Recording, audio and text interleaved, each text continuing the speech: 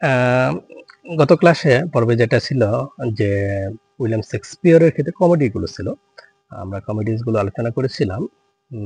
আজকে মেইনলি যেটা আলোচনা করব ট্রাজেডিস অফ শেক্সপিয়ার, যে উইলিয়াম শেক্সপিয়ারের ক্ষেত্রে ট্রাজেডিস গুলোর ক্ষেত্রে কি কি ছিল। এবং ট্রাজেডিস গুলোর ভিতরে মেইনলি তার ছিল যেটা হচ্ছে হ্যামলেট। এবং হ্যামলেটের ক্ষেত্রে হচ্ছে মেইনলি যেটা গুরুত্বপূর্ণ, যেটা ভালোভাবে মনে রাখবেন, যেটা ক্যারেক্টারগুলোর মধ্যে ছিল দ্য প্রিন্স অফ ডেনমার্ক। তাহলে হ্যামলেটের যে চরিত্র, যে ঘটনাটা হয়, এটা হচ্ছে প্রিন্স অফ ডেনমার্কের যে ঘটনাটা নিয়ে, এটা মনে রাখবেন। অনেকবার আসছে যে মানে ঘটনাটা কোথায় ঘটে, হ্যামলেটস লাভার, এবং যেটা হচ্ছে অফেলিয়া, নামটা মনে রাখেন। এটা হচ্ছে জাহাঙ্গীরনগর বিশ্ববিদ্যালয়ে আসছিল 1516-তে, যে অফেলিয়া যেটা হচ্ছে হ্যামলেটের লাভার। এবং মূল যে ঘটনাটা, যেটা হচ্ছে হ্যামলেটের মূল যে ঘটনাটা ছিল, যে ডেনমার্কের রাজহত্যা এবং পুত্রে প্রলম্বিত প্রতিশোধ, তার পুত্রের যে প্রতিশোধ নেয়, সেটার ঘটনাটা তুলে ধরা হয়েছে। এবং হ্যামলেট থেকে কোটেশনগুলো ভালো করে মনে রাখবেন। যেমন কোটেশনগুলোর ভিতরে প্রথমে যেটা ছিল, যেটা যে to be or not to be, the to be is the question. এটা হচ্ছে হ্যামলেট কয়েকবার আসতে বেশি, যে to be or not to be that is the question, to be or not to be that is the question. এবং second যেটা, there are more things in heaven and the earth then the dream of your philosophy. সহকারী থানা officer এটা আসছিল।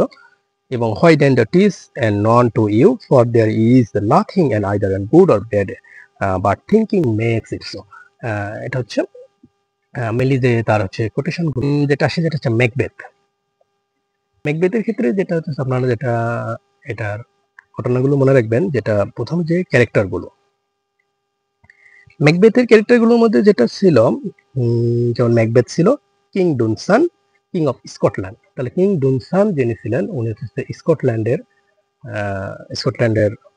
ছিলেন, king রাজা ছিলেন। Lady Macbeth ছিলেন ম্যাকবেথের ওয়াইফ। এই মোটামুটি আর থ্রি উইচেস। এক্ষেত্রে মেনলি যেটা তার কোটেশনগুলো গুরুত্বপূর্ণ, কোটেশনগুলোর মধ্যে সেটা ছিল উল্লেখযোগ্য কোটেশন, যেমন life is but a walking shadow, a poor players that starts and the frets is hour upon and stress and then the heard no more. Macbeth খুবই গুরুত্বপূর্ণ, 44 বিসিএস আসছে এটা। লাইফ দিয়ে মনে রাখবেন যে life is the but a walking shadow. একটা গুরুত্বপূর্ণ যেটা all the perfumes of Arabia,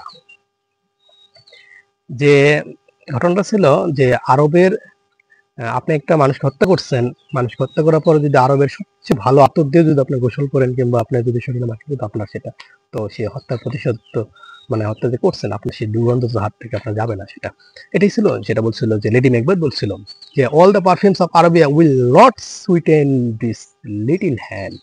খুবই গুরুত্বপূর্ণ ছিল লেডি ম্যাকবেথ।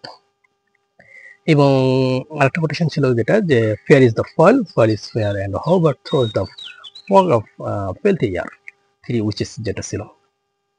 এই ছিল মোটামুটি ম্যাকবেথ থেকে গুরুত্বপূর্ণ যে ইনফরমেশনগুলো, তাদের কোটেশনগুলো প্লাস ক্যারেক্টারগুলো।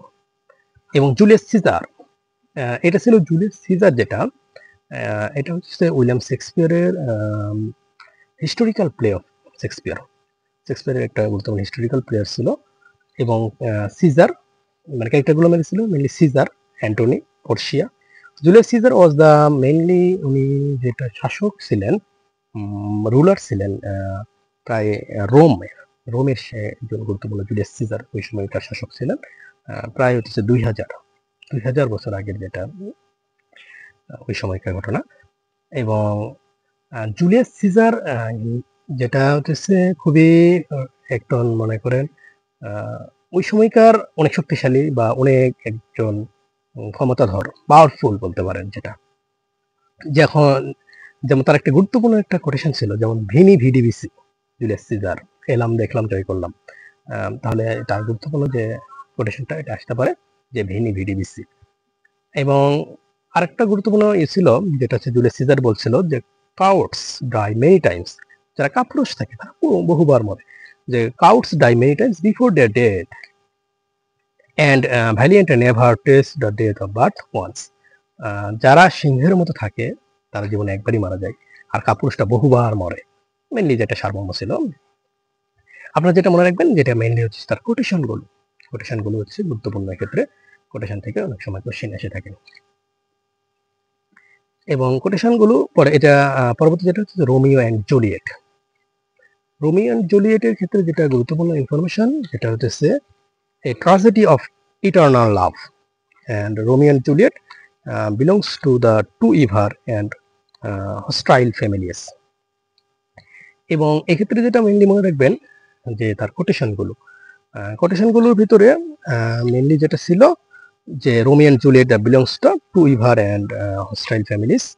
কোটেশনগুলো ফার্স্টে যেটা ঘটনা, এটা বিষয়বস্তু, এবং কোটেশনগুলো ছিল যে what's is the name that which we call a rose by any other name and what smell as the sweet. তাহলে মেনলি যেটা মনে রাখবেন যে হোয়াট ইজ দ্য নেম দিয়ে শুরু হবে এবং শেষে সুইট থাকবে, এটা হচ্ছে জুলিয়েট বলেছিল। এবং সর্বশেষ যেটা হচ্ছে কিং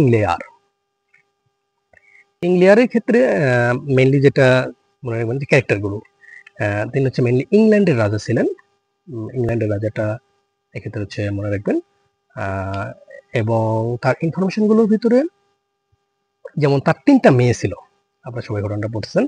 বড় মেয়ে ছিল হচ্ছে যেটা হচ্ছে গনেরিল ছিল তার একটা বড় মেয়ে, রিগান ছিল তার মেজো মেয়ে, আর কর্ডিলা ছিল হচ্ছে তার সবচেয়ে ছোট মেয়ে যেটা ছিল। এখানে হচ্ছে 3টা মেয়ের হচ্ছে কোনটা বড় মেয়ে, ছোট মেয়ে, মেজো মেয়ে, তার নাম মনে রাখবেন। সেকেন্ড যেটা তার হচ্ছে ক্যারেক্টার, কোটেশনটা মনে রাখবেন যে how shepherd and the serpents and truth it is to have the thankless child King Lear, যেটা বলছিল আর কি। খুব গুরুত্বপূর্ণ ঘটনা বলার সময় নয় এখন, পরবর্তী সময় হয়তো আলোচনা করা হবে। পরবর্তী যেটা ছিল হচ্ছে ওথেলো। এখন ওথেলোর থেকে মেইনলি যেটা মনে রাখবেন যে ক্যারেক্টারগুলো, ওথেলোর ক্ষেত্রে যেটা যেটা ছিল যে Othello is the place about more. একটা ছিল ওথেলা এবং ডেসডোমেনা, খুব গুরুত্বপূর্ণ ওথেলো কাহিনী, যেটা হচ্ছে ওথেলো অ্যান্ড গেভ অ্যান্ড ডেসডোমেনা তো হ্যান্ড ক্রিস্টিভ তো টেকেন দ্য লাভ। তার যে রুমালের যে ঘটনাটা ছিল আপনারা পড়ছেন। এরপর হচ্ছে এটা অ্যান্টনি ক্লিওপেট্রা। এটা হচ্ছে Cleopatra was the queen of Egypt, মিশরের যে রানী ছিলেন, এবং she was the serpent of the Nile, মিশরের সর্পমণি বলা হতো তাকে। এটা থেকে যেটা আর মনে রাখতে পারেন ইনফরমেশন, যে সিজার অ্যান্ড ক্লিওপেট্রা যেটা নাটকটি লিখেছেন জি.বি. শাউ। তারা সিজার অ্যান্ড ক্লিওপেট্রা নাটকটি লিখেছেন একটা জি.বি. শাউ।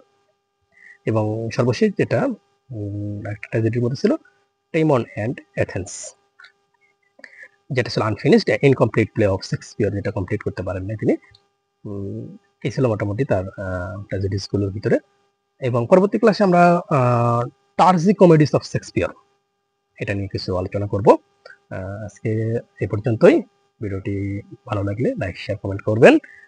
আমাদের সাথেই থাকুন। ধন্যবাদ।